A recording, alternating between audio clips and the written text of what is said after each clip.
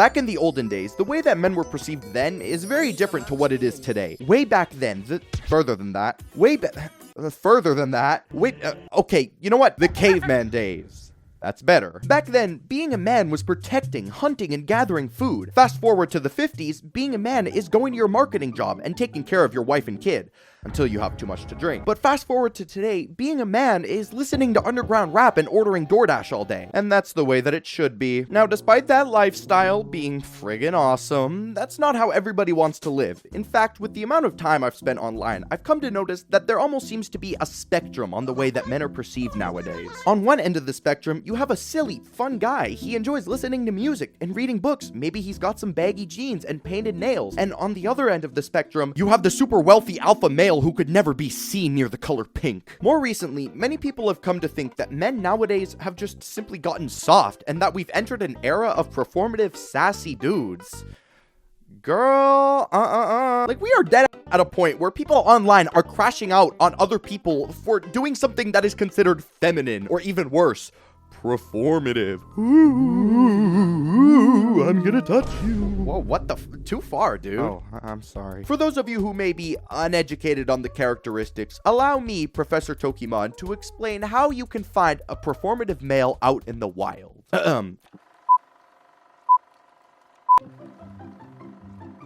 performative male is someone who does some or all of the following: drink matcha, reading feminist literature, listening to Clairo, wearing baggy jeans, using wired headphones. Oh my god, I'm a performative male. Being performative, in short, is pretending to like things in hopes that others will be attracted to you or find it intriguing. Now, maybe I'm just getting a little bit defensive, but I never really understood the entire performative male trend. Like, how the does using wired earbuds and wearing baggy jeans immediately make somebody performative? I just wear baggy jeans because they're comfy, man. I don't wear wired earbuds in hopes that I'm gonna subliminally impress somebody. No, I wear them because I'm too stupid to remember that I need to charge my AirPods before I leave the house. And also because I don't want the deep state spying on me through Bluetooth. Now listen, I do understand how a couple of these things might be performative, like drinking matcha. There is no way that people actually taste this drink and think that it doesn't taste like eating straight grass. I tried to like it so hard. I did. I even told all my friends that I liked matcha, but it's just so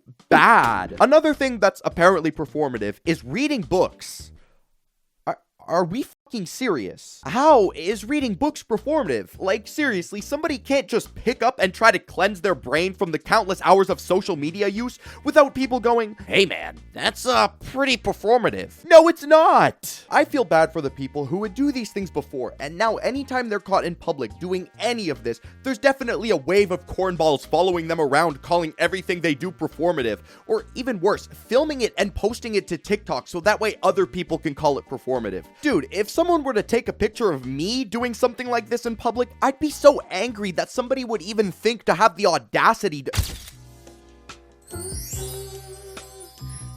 This entire performative male thing has gotten so big that there's actual contests where people compete to see who can be the most performative male. And it's not like this is a wet fart of an event where only 3 people show up. No, hundreds of people are showing up to big public places like Washington Square Park in New York City, or even cities from across the world like Munich, Germany. It's not uncommon that if you go on TikTok, or really any social media for that fact, that you're gonna see a video of somebody doing something that may be perceived as zesty. There's gonna be tons of comments frying the person for doing it too. It doesn't even have to be something crazy out there like nude hot yoga. No, it can be something as small as riding an electric scooter. Hey man, if me riding an electric scooter means that I have a little bit more sugar in my factory, well then I might as well be a candy shop because I love electric scooters. It doesn't even necessarily have to be something super crazy out there like learning how to dance. No, it can be as simple as washing your face and having a skincare routine, and people are gonna make fun of you for it. Like, there are, for real, brain-dead troglodytes who will see a video of a guy having basic human hygiene and their first instinct is to clown on them in the comment sections. I can't believe that there are people out there who think it's performative or weird to wash your face. Are we serious, dude? How the is washing your face from all the dirt and grime you've come in contact with considered zesty? Well, because that's something that only women do.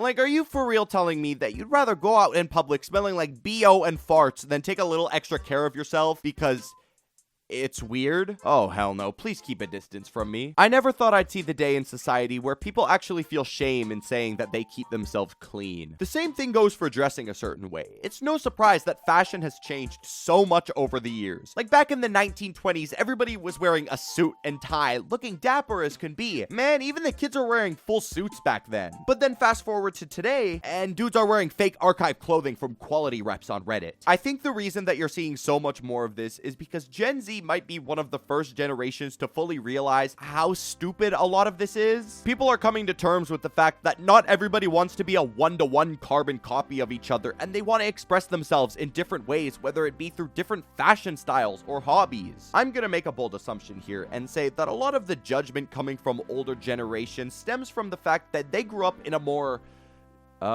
traditional time period. Like, way back then, there was very much a cookie cutter template of what a man and a woman should be. Honestly, being alive during this time must have sucked so bad. You were allowed to do, like, nothing. If you wanted to express yourself in any way, shape, or form that wasn't picking up a bottle, were shamed for it and told to suck it up. Like I just said, I think a lot of Gen Z and even previous generations to a certain extent are realizing how stupid a lot of this was. Listen, dude, I have one life. I am in no way, shape, or form gonna limit myself from doing certain things that I want to do just because somebody born in 1937 thinks otherwise. Hey, what are you? Friggin' gay. Don't you got bigger things to worry about right now? As surprising as it is, there's still a certain demographic of people who think that this is the true and sure way to live life. Typically, these are the ones who identify with the alpha male archetype. There's tons of these alpha male creators all across social media who have this idea that if you're not dressed in a full suit and tie every day, you're nothing more than a plebeian. Well, hey dude, newsflash, when I go to Walmart to buy myself a bag of microwave popcorn and a bottle of Gold Peak iced tea, the last thing that I want to do is dress up like I'm supposed to show up on the red carpet. This is Walmart we're talking about. I'm not about to bedazzle myself up. Absolutely not. I'm going in sweatpants and my Michigan State hoodie. Man, the world's even lucky I'm one of the few Walmart customers who actually decide to put on clothes in the first place. If it were up to me, I'd wear swimming shorts. These alpha males aren't called alpha males for no reason because they genuinely believe in the alpha mentality, asserting dominance and making yourself known as a leader in every situation. Now listen, there's a time and place to be dominant. Like, if I'm getting robbed, I'm gonna attempt my best to assert dominance, assuming they're not strapped. But if I'm at a cash register, the last thing I'm gonna do is, I am the alpha. Okay, well, the alpha owes $12.78. Will that be cash or card? Now, there's one sentiment that I've seen expressed on social media a lot, whether it be TikTok or Instagram. Dude, it doesn't even have to be something feminine or zesty. It can be a guy doing something as simple as drinking a coffee and people will say, ugh, men used to go to war. Yep, well, now we listen to Xavier So Based and drink oat milk lattes. What are you gonna do about it? This expression never really made sense to me because they're acting as if men in the past actually wanted to go to war in the first place. Like, I'm fairly confident that 99% of people back in the day weren't going to the battlefield as a fun pastime. Like, do you honestly think that instead of reading books or, I don't know, playing kick the can, the majority of people were thinking, ugh, life is so boring. I'd rather be in Vietnam right now. At least I'd be having fun over there.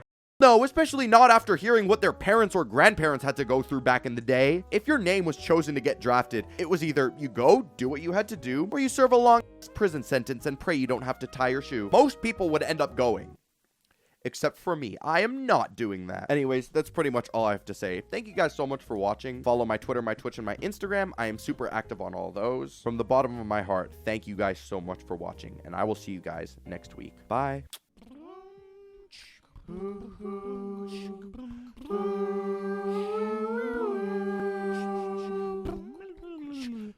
Come to me.